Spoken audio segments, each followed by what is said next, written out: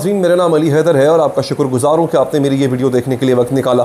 नाज़रीन, दानिया आमिर लियाकत की अहलिया जो अभी भी हैं वो मैदान में आ चुकी हैं। और दूसरी जो इम्पॉर्टेंट बात वो ये है कि आमिर लियाकत को अगर तो कत्ल किया गया तो वो जो 25 करोड़ हैं उसकी कहानी क्या है? ये क्या आमिर लियाकत को 25 करोड़ की वजह से कत्ल किया गया है? ये पूरा माजरा क्या है? और ये बात बेसिकली बताई किसने है कि 25 करोड़ रुपए आमिर लियाकत को मिलना थे, कहाँ से मिले थे, उसके बाद क्या हुआ? और आमिर लियाकत ये बताने के बाद कि मुझे 25 करोड़ रुपए मिल गए हैं, 10 मिनट के बाद, उसके ठीक 10 मिनट के बाद खबर आती है कि आमिर लियाकत जो है वो मर चुके हुए हैं। ये पूरी कहानी क्या है? ये कुछ नई चीज़ें हैं जो इस केस में सामने आई हैं। आज की वीडियो में अगले चंद मिनट में आपको पता चल जाएंगे, लेकिन उससे पहले दरख्वास्त आपसे ये है कि चैनल को सब्सक्राइब कीजिएगा और पेज को फॉलो कीजिएगा। नाज़रीन, सबसे पहले दानिया शाह पोस्टमार्टम का चाहती है आमिर लियाकत का, और उसके लिए वो अदालत पहुंच चुकी है। यानी वो दानिया शाह या दानिया आमिर या जो भी उनका नाम है उनका, वो लड़की जो कुछ अरसा कबल आमिर लियाकत से हर किस्म का ताल्लुक़ ख़त्म करना चाहती थी, आमिर लियाकत से अलहदगी इख्तियार करना चाहती थी, अब वो दानिया आमिर लियाकत का पोस्टमार्टम इसलिए करवाना चाहती है कि वो मेरे शौहर थे, वो मर गए, मैं जानना चाहती हूँ मौत की वजूहात क्या थी। You are that person who was least interested in Aamir Liaquat life.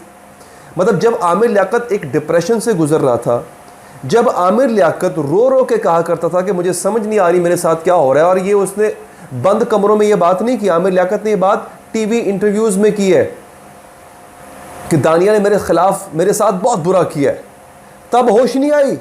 अब दानिया और उसकी माँ अदालत पहुंचे हुए हैं, all the way from Punjab, Sindh पहुंचे हुए हैं, वहां पे अदालतों के चक्कर काट रहे हैं।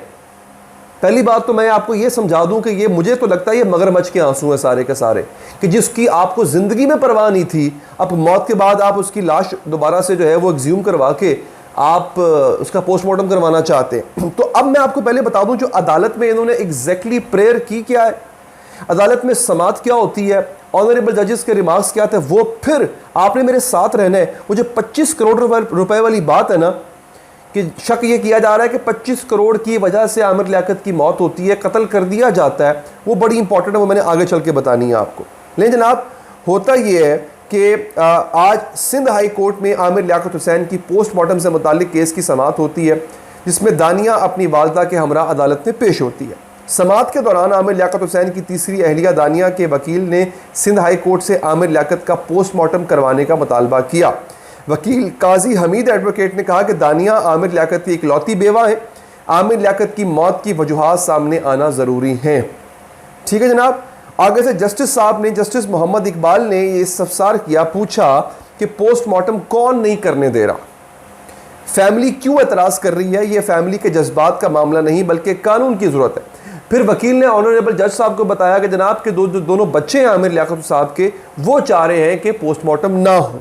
इस पर जस्टिस कौसर सुल्ताना ने रिमार्क्स दिए कि बेनज़ीर भुट्टो का पोस्टमार्टम नहीं हुआ लेकिन पूरे मुल्क का पोस्टमार्टम हो गया, क्योंकि वकील साहब ने कहा था कि बेनज़ीर भुट्टो का भी पोस्टमार्टम नहीं हुआ था।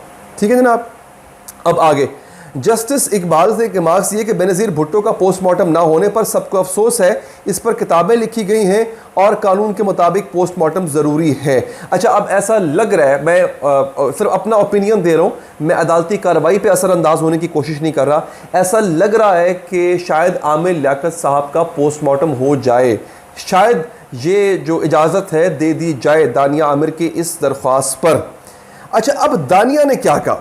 दानिया ने कहा जनाब, उसकी वालदा जो है दानिया की, वो भी आ गई, उसकी रोस्ट्रम पर आ गई दानिया की वालदा। उन्होंने कहा कि जी, अदालत को मुखातिब करते हुए कहा कि आमिर लियाकत बड़ी शख्सियत थे, उनकी मौत की असल वजह सामने आनी चाहिए, बीवी को हक है कि वो आमिर लियाकत की मौत की वजह मालूम कर सके, जिस पर अदालत ने दानिया की वालदा को खामोश करा दिया।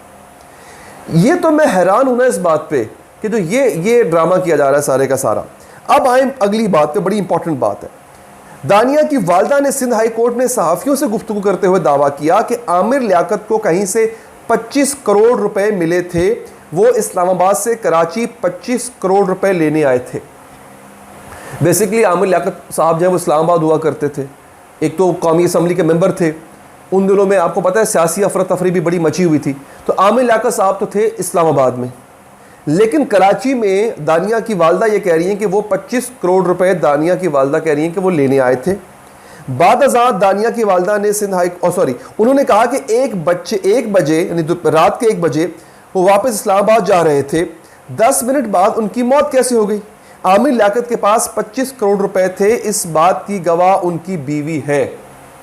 अब ये देखे ना, ये गोल्ड डिगर्स हैं दोनों माँ बेटियाँ। भाई अलहदगी हो गई थी ना, वो तो नहीं हुई थी, लेट से तलाक नहीं हुई थी, लेकिन अलहदगी तो हो गई थी ना। आप कह रहे हैं आमिर लियाकत के पास 25 करोड़ रुपए थे, उस बात की गवाह उनकी बीवी है। बीवी तो वहाँ पे थी नहीं, आमिर उसको दानिया को कैसे पता? आमिर लियाकत तो अकेले थे। अच्छा, अगर आमिर लियाकत के पास 25 करोड़ रुपए थे, इस बात की गवाह उनकी बीवी दानिया है, तो आमिर लियाकत की मौत कैसे हुई, इस बात की गवाह दानिया क्यों नहीं है, अगर दानिया वहाँ पे उस वक्त मौजूद थी?